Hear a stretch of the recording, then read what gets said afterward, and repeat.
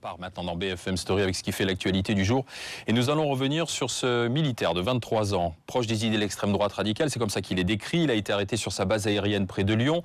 Il a passé 4 jours interrogé par la DCRI, c'est le renseignement intérieur. Il projetait, paraît-il, de tirer sur la mosquée El Forcan à Vénissieux, toujours près de Lyon, près de la capitale des Gaules. L'homme a été mis en examen, placé en détention préventive pour détention de munitions de 4e catégorie en relation avec une entreprise terroriste.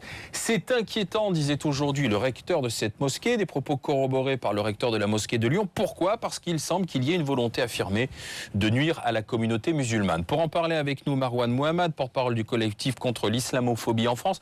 Bonjour Marouane Mohamed. Bonjour. Y a-t-il véritablement aujourd'hui, pas un sentiment, mais une affirmation d'islamophobie en France ? Il y a de plus en plus de revendications racistes qui visent la communauté musulmane.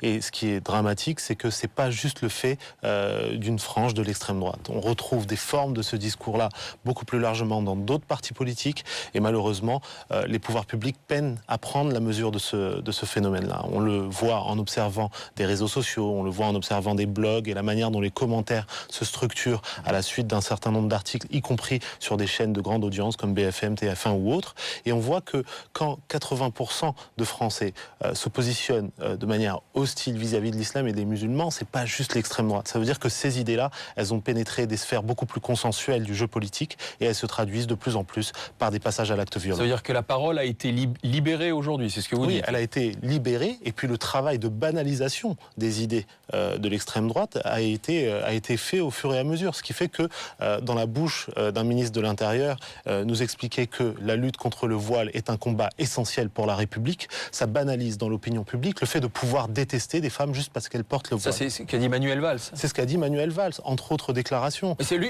il prétendait réaffirmer les principes de la laïcité en France. Alors c'est un peu l'idée du pompier pyromane, avec dans un côté pile, Dr Jekyll qui nous explique que l'islamophobie c'est mal, qu'il ne faut pas stigmatiser les musulmans, et puis côté face, Dr Hyde qui va condamner le port du voile, se positionner aux côtés des éradicateurs qui voudraient aujourd'hui bannir le port du voile de l'université et nous expliquer que les musulmans sont contrôlés comme des ennemis de l'intérieur. Vous dites qu'il y a un double discours de Manuel Valls, du ministre de l'Intérieur, qui pourtant est ministre des cultes en tant que ministre de l'Intérieur et tenant aussi de la laïcité, de la liberté pour les uns et pour les autres de pratiquer leur religion. Et malheureusement, il voit cette laïcité comme un concept éradicateur, qui verrait le religieux comme étant à censurer dans l'espace public.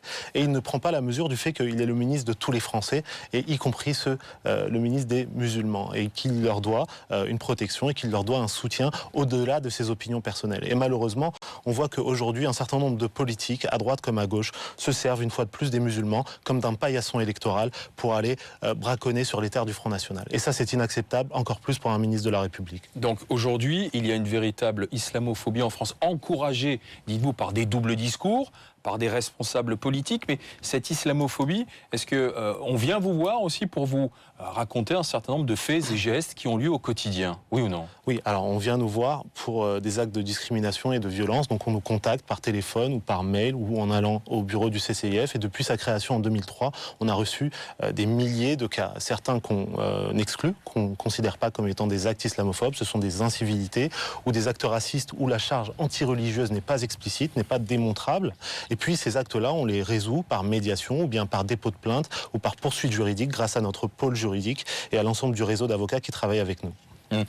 Quelques exemples un exemple typique des alertes, ça va être un restaurant qui refuse de servir des femmes voilées et auprès de qui on va devoir faire un rappel à l'ordre. On a aussi des cas d'agression de plus en plus fréquentes contre des individus, des personnes de confession musulmane qui vont être visées en tant que telles par des coups, des crachats. On va arracher le fouloir d'une dame. Et puis ce qui se passe malheureusement dans bien des cas, c'est que quand cette personne va au commissariat pour déposer plainte, et bien souvent, soit la plainte est refusée, soit on est obligé d'intervenir en mandatant un avocat pour que la plainte soit reconnue. Pourquoi ? Parce que la police ne fait pas son travail volontairement ?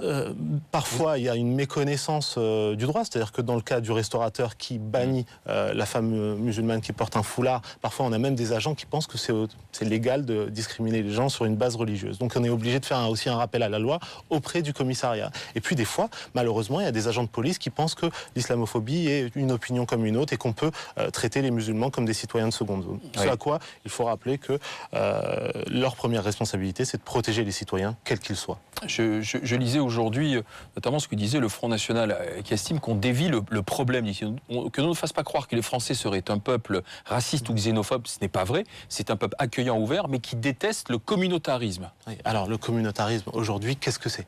On a une peine à définir ça, les musulmans n'ont aucune espèce de revendication de droit d'exception. Les musulmans ne demandent pas à la République un traitement de faveur. Non, au contraire, ils demandent tout simplement l'égalité de droit à une période où ils sont traités comme des citoyens de seconde zone. Et ce qu'on va faire pour les tenants du Front National, par le biais de leur présidente qu'on a fait juger devant un tribunal et à qui on a fait perdre l'immunité parlementaire en demandant un recours auprès de la justice, c'est rappeler la loi française. Parce que le communautarisme aujourd'hui, c'est aussi un certain nombre de groupuscules d'extrême droite qui pensent qu'ils sont dans un état d'impunité.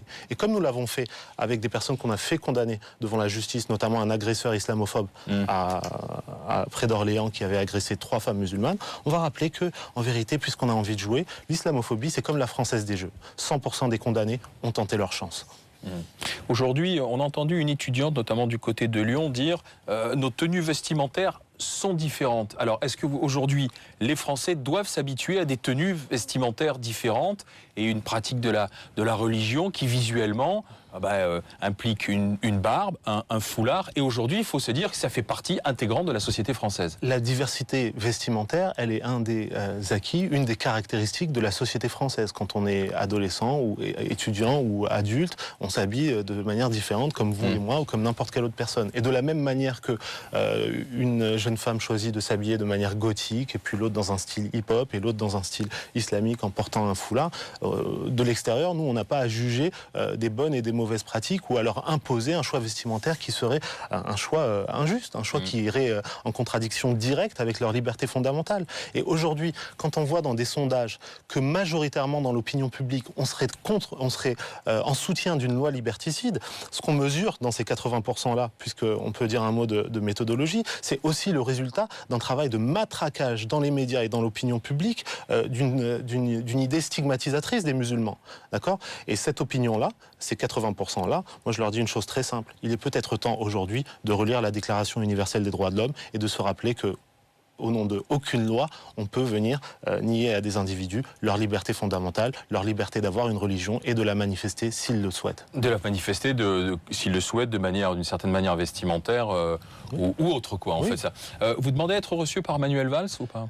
C'est une chose qu'on demande en tant que responsable politique de premier plan et en tant que ministre de l'Intérieur, sauf que ce qui est intéressant, c'est que M. Manuel Valls, non content d'être incapable d'enrayer et de stopper la dynamique islamophobe à laquelle on fait face aujourd'hui, entend également dicter aux musulmans les mots pour leur indignation, en niant la réalité du terme d'islamophobie et en l'associant à une revendication des mollahs dans les années 70, qui est une double faute. Une faute politique d'abord, puisque c'est pas à Manuel Valls d'expliquer aux musulmans la manière dont ils doivent ou non s'indigner et les mots qu'ils choisissent pour le faire. Et deuxième chose, c'est une faute historique, puisque des chercheurs du CNRS ont montré que ce terme existe bel et bien depuis le début du XXe siècle et qu'il a été inventé par des Français. Donc il est temps de prendre la mesure de ce phénomène.